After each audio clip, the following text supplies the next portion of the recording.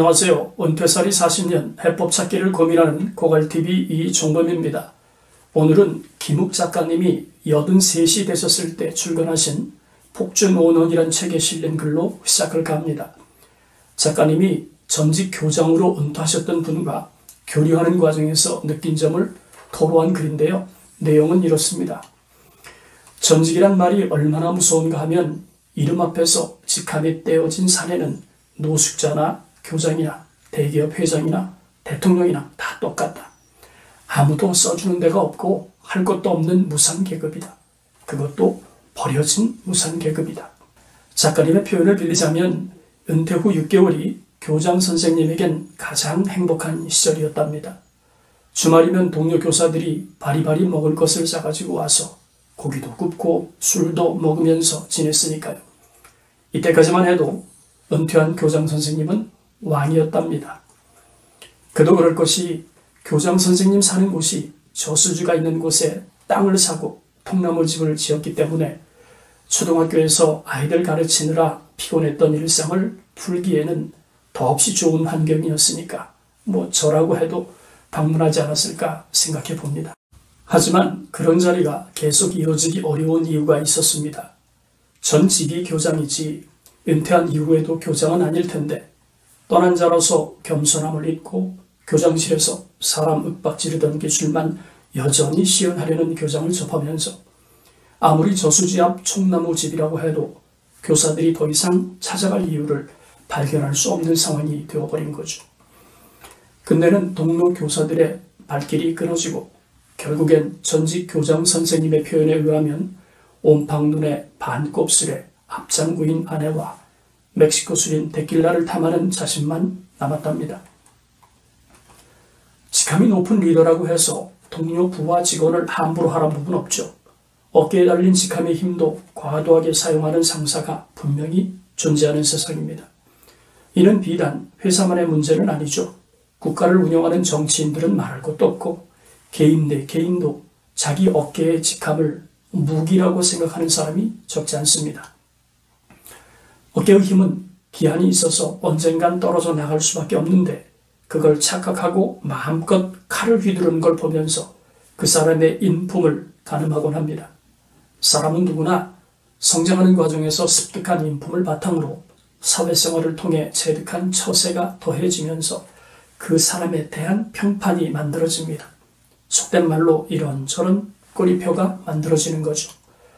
은퇴자의 평판도 마찬가지입니다. 평판이란 나를 경험했던 타인이 나를 대신해서 써주는 이력서라고 할 수 있습니다. 그렇다 보니 내가 나에 대한 주변 사람들의 평판을 잘못 감지하고 행동하는 순간 주변 사람들이 모두 떨어져 나가는 것을 경험하게 되죠.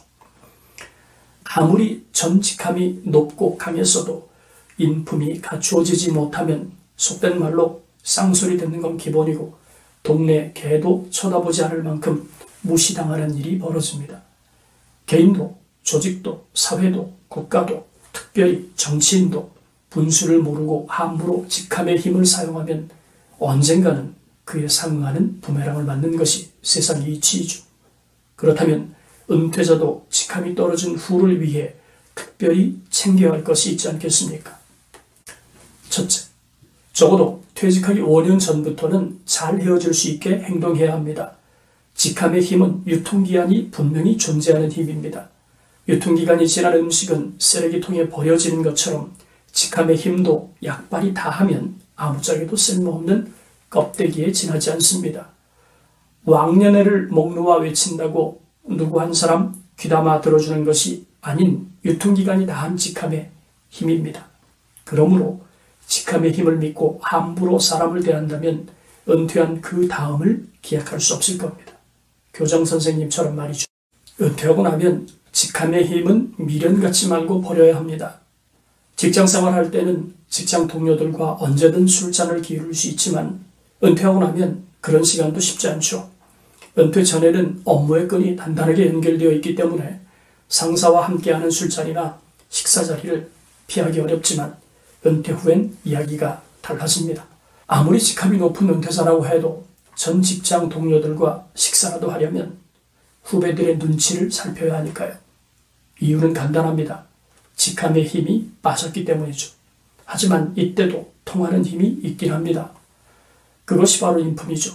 동료들이 인정하는 인품을 가진 분이라면 은퇴 후에 적어도 외면당하는 일은 최소화할 수 있으니까요.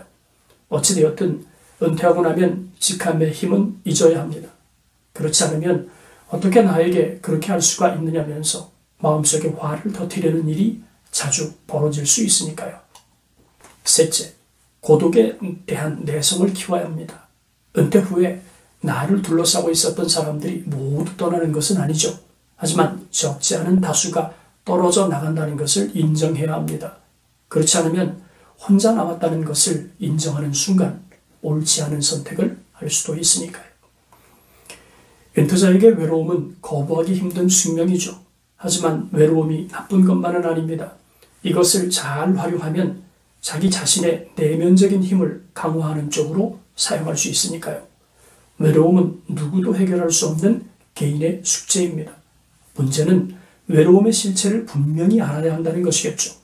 한 예로 관계의 외로움인지 철학적 해답을 얻기 위한 외로움인지 말이죠. 주변에 사람이 많다고 외로움이 없는 것은 아닙니다. 그러므로 주변에 사람이 있든 없든 관계없이 혼자서도 외로움을 통제하는 고독 훈련이 필요합니다.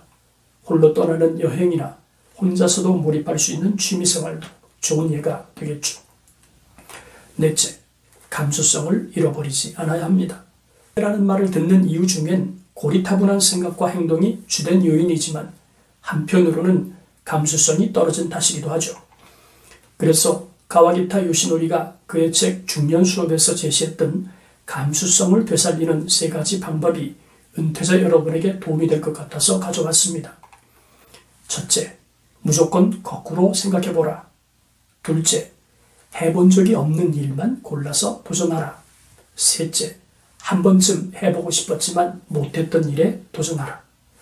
감수성은 설렘이 있는 자극을 만드는 힘인 만큼 참조하시면 좋겠습니다.